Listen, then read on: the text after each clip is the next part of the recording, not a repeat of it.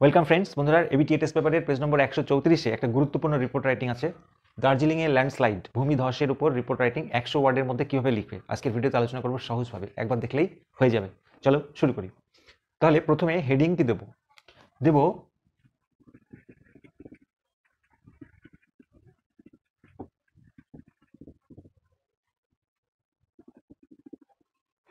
লিখলাম devastating landslides in Darjeeling. দার্জিলিংয়ে বিধ্বংসী ভূমিধস, কিল্ড 3, এটা হচ্ছে হেডিং।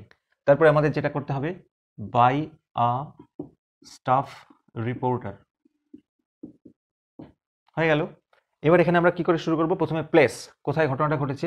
ধরো দার্জিলিং থেকে রিপোর্টটা পেশ হচ্ছে, দার্জিলিং। এবার আমাদের তারিখ উল্লেখ করতে হবে, যেদিন ঘটনাটা ঘটছে তার পরের দিন রিপোর্টটা পাবলিশ হচ্ছে, সেই ডেটটা দিতে হবে। এখানে ডেটটা দেওয়া আছে 18 জুন। আমরা এক কাজ করব, পরের দিন যেহেতু বেরোচ্ছে আমরা 19 জুন লিখব 2022। এবারে কি করে শুরু করব? আমরা একদম সোজা একটা প্যাটার্ন ফলো করব। সেটা কি? কমপক্ষে 3 জন নিহত হয়েছে এবং অনেক লোক আহত হয়েছে ভূমিধসের ঘটনায় দার্জিলিংয়ে, এইভাবে আমরা শুরু করব। তাহলে সেটা কি হবে? দেখো, 3 persons were killed, 3 জন নিহত হয়েছে, and many others were injured, অনেকে আহত হয়েছে। বন্ধুরা এখানে আহতের কোনো ঘটনা দেওয়া নেই, কিন্তু আমাদের এটুকুনি না লিখলে 100 ওয়ার্ড কমপ্লিট করা যাবে না। সেই জন্য আমরা লিখব 3 persons were killed and many others were injured। কিসে? In landslides. কোথায়? ইন 3 subdivisions of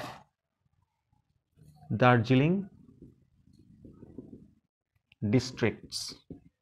দার্জিলিং ডিস্ট্রিক্টসের 3টে সাবডিভিশনে ল্যান্ডস্লাইডে 3 জন নিহত হয়েছে এবং অনেকে আহত হয়েছে। কবে হয়েছে? ধরো ইয়েস্টারডে, গতকাল। প্রথম পয়েন্ট কমপ্লিট। এবার চলে যাব নেক্সট পয়েন্ট কীভাবে লিখব। এবারে বন্ধুরা যে কোনো রিপোর্টের একটা কারণ থাকে, কারণটা আমাদের উল্লেখ করতে হবে। তাহলে সেটা আমরা লিখব অ্যাকর্ডিং টু রিপোর্ট, মানে রিপোর্ট অনুযায়ী, the cause of the landslides was heavy rainfall for the past few days। লিখলাম রিপোর্ট অনুসারে the cause of the landslides was heavy rainfall, মানে ভারী বৃষ্টিপাত ছিল, for the past few days, গত কিছুদিন ধরে ভারী বৃষ্টিপাতের কারণে এটা হয়েছিল। এবারে আমরা লিখব যে 3টে সাবডিভিশন রয়েছে, তার মধ্যে কোন কোন সাবডিভিশনসগুলি বেশি ক্ষতিগ্রস্ত হয়ে গেছে। যে কোনো এরকম অ্যাক্সিডেন্টে কিছু কিছু অঞ্চল থেকে সবচেয়ে বেশি ক্ষতিগ্রস্ত হয়, সেগুলো একটু উল্লেখ করলে ভালো হয়। যেমন ধরো দার্জিলিং সদর অ্যান্ড কুর্শিয়ং বা Kurseong were the worst affected areas.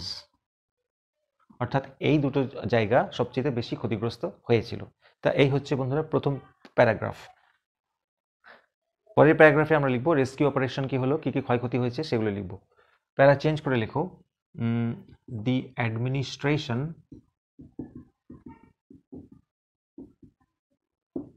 And the rescue teams, প্রশাসন এবং উদ্ধার বাহিনী, উদ্ধার কার্যের দল, স্টার্টেড রেস্কিউ অপারেশন, উদ্ধার কার্য শুরু করে দেয়, অন এ ওয়ার ফুটিং, অর্থাৎ যুদ্ধকালীন তৎপরতায় প্রশাসন এবং রেস্কিউ টিমস কাজকর্ম শুরু করে দেয়, উদ্ধার কার্য শুরু করে দেয়। প্রথমে তারা কি করে? ইনজিওরদের, আহতদের স্থানীয় কাছাকাছি হসপিটালে ভর্তি করে দেয়, সেই কথাটা লিখব। The injured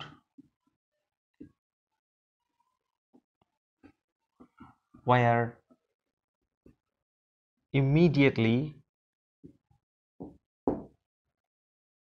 taken to the nearby hospitals, নিকটবর্তী হসপিটালে আহতদেরকে ইমিডিয়েটলি নিয়ে যাওয়া হয়। এবার একটা পয়েন্ট আছে, অনেকে এখনো মিসিং রয়েছে, সেই জন্য আমরা একটা কথা লিখব, দ্য ডেথ টোল, মানে মৃত্যুর সংখ্যা, মে রাইজ মানে বাড়তে পারে। কেন? অ্যাজ, যেহেতু, মেনি আর বা মেনি পিপল আর স্টিল মিসিং, এখনো অনেকেই মিসিং রয়েছে, হয়তো কিছুর সঙ্গে চাপা পড়ে রয়েছে ইত্যাদি, সেই জন্য মৃত্যুর সংখ্যা এখনো বাড়তে পারে। পরে একটা পয়েন্ট আছে দেখো, সিকিম ওয়েস্ট রোড ব্লকড হয়ে গেছে, তাহলে আমরা সেটা লিখব, দ্য সিকিম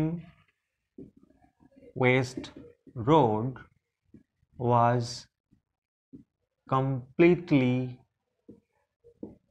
ব্লকড, সম্পূর্ণরূপে ব্লকড হয়ে গেছে, আটকে পড়েছে। কি কারণে?